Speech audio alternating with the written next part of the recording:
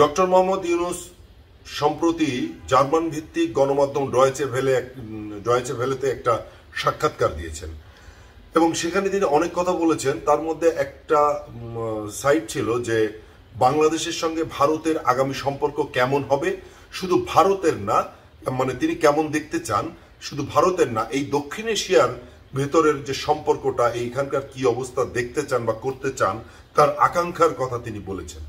এবং আমি বলবো যে আমি যত রাষ্ট্রপ্রধানের এ পর্যন্ত ইন্টারভিউ শুনেছি, ভবিষ্যতে কি হবে আমি জানি না, কিন্তু আমার সত্যি কথা বলতে কোনো বাধা নেই। আজকে এটা বলছি, যদি কালকে যদি অন্যরকম মনে হয় সেটা বলবো, কিন্তু এই যাবৎকাল আমার শোনা এই যে আমাদের দেশের রাষ্ট্রপ্রধানদের এত চমৎকার ইন্টারভিউ আমি এর আগে শুনিনি। আচ্ছা, আমি একটু প্রথমে উনি যা বলেছেন সে প্রসঙ্গে একটু পড়ে যাব, তারপরে একটা ধারণা কথা আমি বলবো, যদিও ভিডিওটা একটু বড় হতে পারে। বন্ধুরা, প্রশ্নকর্তা প্রশ্ন করেছিলেন যে ভারত বাংলাদেশের সবচেয়ে বড় প্রতিবেশী, একে অপরের উপরে নির্ভরশীল, তো ভারতের সঙ্গে আসলে সম্পর্কের বিষয়ে আপনি কোন দিকটা বেশি প্রাধান্য দিচ্ছেন? উত্তরে যা বলেছেন আমি সেটা পড়ে যাচ্ছি, বন্ধুরা একটু মন দিয়ে শুনবেন। ভারত মানে ডক্টর মোহাম্মদ ইউনূস বলেছেন, ভারত আমাদের প্রতিবেশী এবং আমাদের একমাত্র প্রতিবেশী বলা যায়, কারণ চারিদিক থেকে ভারত আমাদের আছে, কাজেই তার সঙ্গে আমাদের সবচাইতে ভালো সম্পর্ক, যা সম্ভব তাই উচিত এবং হবে। তাছাড়া তাদেরও গত্যন্তর নেই, আমাদেরও গত্যন্তর নেই। উনি কিন্তু দুজনের কথাই বলেছেন যে এটা শুধু আমাদের ক্ষেত্রে না, এই সম্পর্ক করতে গেলে তাদেরও এছাড়া কোনো উপায় নেই, আমাদেরও কোনো উপায় নেই। কারণ কেউ কারো প্রতি বিরূপ হয়ে যদি আমরা সম্পর্ক গড়ে তুলি, এটা কারো জন্য ভালো না। কাজেই আমাদের সর্বাত্মক চেষ্টা হবে যে সবচাইতে সুসম্পর্ক বজায় রাখা, একেবারে বন্ধুত্বের শীর্ষ পর্যায়ে নিয়ে যাওয়া, এটাই আমাদের উদ্যোগ। যে সমস্ত বিষয়ে আমাদের মতবিরোধ আছে থাকে, প্রতিবেশীর সাথে মতবিরোধ হবে, এটাই স্বাভাবিক, এরকমটাই বলেছেন। দেশের ভিতরেও মতবিরোধ থাকে, তিনি চমৎকার ভাবে বলেছেন। বন্ধুরা যদি একটু শোনেন, দেশের এক অংশের সাথে আরেক অংশেরও মতবিরোধ থাকে। বাংলাদেশের চাইতে ভারতে অনেক বেশি, বিশেষ করে পানিকে কেন্দ্র করে, মানে ভারতের আভ্যন্তরীণ সমস্যার কথা তিনি বলেছেন। বড় সমস্যা ভারতে, আমাদের চেয়ে বড় সমস্যা ভারতে আছে। কাজেই আমাদের সাথে ভারতের যে সমস্যাগুলো, তার চাইতেও বড় সমস্যা ভারতের আভ্যন্তরীণ সমস্যা আছে, পানির সমস্যা তো আছেই। কাজেই সেটা কিভাবে বন্টন হবে, তো সেটা আমরা বারে বারে যেটা উল্লেখ করছি, এটা তো আন্তর্জাতিক কতকগুলো আইন আছে, কাজেই আমাদেরকে নতুন করে আবিষ্কার করার কিছু নেই।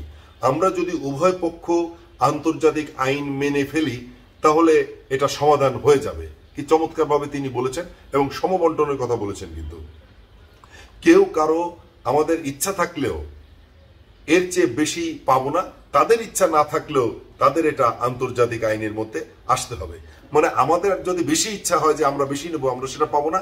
আর ভারত যদি তাদের যদি ইচ্ছা নাও থাকে, তাদেরও মানতে হবে, যদি আন্তর্জাতিক আইনটা আমরা সবাই মানি। ওইটুকুই আমরা করব, তিনি বলেছেন ওইটুকুই আমরা করব, মানে আইনটাকে আমরা মানবো, আন্তর্জাতিক আইনটাকে আমরা সামনে নিয়ে আসবো। আর যেগুলো বিরাগ বা বিসংবাদ, মানে খারাপ সংবাদ আসে মাঝে মধ্যে, ঝামেলা হয় মাঝে মাঝে, সেগুলো যে কোনো প্রতিবেশীর সাথেই হয়, সেটা আপোষে আলাপ করে নিয়ে সমাধান করার কথা তিনি বলেছেন। এর মানে এই নয় যে আমাদের বন্ধুত্বের ফাটল ধরেছে, চিড় ধরেছে, এরকম কিছু নয়। উনি কিন্তু বলেই দিয়েছেন যে ভারতের সঙ্গে আমাদের বন্ধুত্বের ফাটল ধরেনি। আমাদের বন্ধুত্ব বরাবরই শক্ত মজবুত থাকবে এবং সেই বন্ধুত্বকে আরো কিভাবে উচ্চ পর্যায়ে নিয়ে যাওয়ায় সেটার জন্য আমি আশাবাদী। সেটার জন্য আমি সার্কের কথা বলছি। এবার উনি ভারতের সাথে সম্পর্কের বাইরে গিয়ে দেখেন, আন্তর্জাতিক হয়ে তিনি সার্কের কথা বলেছেন, যে 7টা দেশ দক্ষিণ এশিয়ার সার্ক আমাদের ঘনিষ্ঠ করে দিচ্ছিল একে অপরের সাথে। ভারতের সাথে তো বটেই, আরো যারা প্রতিবেশী আছে তাদের সবার সাথে আমাদের সম্পর্ক গড়ে তুলতে হবে। সার্ক আমাদের একটা পরিবার ছিল, ওই কাঠামোতে আমরা ফিরে যেতে পারি কিনা সেটা তিনি বলেছেন, যাতে শুধু ভারতের বিষয় না, দক্ষিণ এশিয়ার যত দেশ আছে সবাই যেন পরস্পরের সাথে বন্ধুত্বসুলভ সম্পর্ক বজায় রাখে। একে অপরের সাথে বন্ধুত্বের সম্পর্কের ঘাটতি হলে তখন আমরা সবাই সাফারার হব। শান্তিপূর্ণ জোন হিসেবে আমরা এটাকে গড়ে তুলতে চাই এই দক্ষিণ এশিয়াকে। এটা ইউরোপিয়ান ইউনিয়নের মতো হবে, সেই আশা করে সার্ট হয়েছিল। যার মানে যার পাসপোর্ট থাকুক, পাসপোর্ট থাকলে সে বিনা ভিসায় সে দক্ষিণ এশিয়া ঘুরতে পারবে। যে কোনো শিক্ষার্থী, যে কোনো শিল্পী যে কোনো দেশে যেতে পারবে বিনা ভিসায়। যে কোনো অধ্যাপক তিনি যে কোনো ইউনিভার্সিটিতে অধ্যাপনা করতে পারবেন। পুরো এলাকাটা নিজস্ব এলাকা মনে হবে। এই যে স্বপ্ন পূরণ, এই যে এটা যদি হয় তাহলে আসলে বাংলাদেশের সাথে ভারতের ভালো সম্পর্ক তো থাকবে। আমরা কেন কামড়াকামড়ি করতে যাব? শুধু ভারত না, পুরো দক্ষিণ এশিয়ার যে জোন, একটা সুন্দর এই আঞ্চলিক একটা নিরাপত্তা, একটা নিরাপদ জোন হিসেবে তিনি গড়ে তুলতে চান। বন্ধুরা, ডক্টর মোহাম্মদ ইউনূসের এই আকাঙ্ক্ষা যদি পূরণ হয়, এই আকাঙ্ক্ষার সাথে এই আমাদের মানে আমরা যারা বাংলাদেশের মানুষ, তাহলে আমাদের অনেক আকাঙ্ক্ষা কিন্তু পূরণ হবে।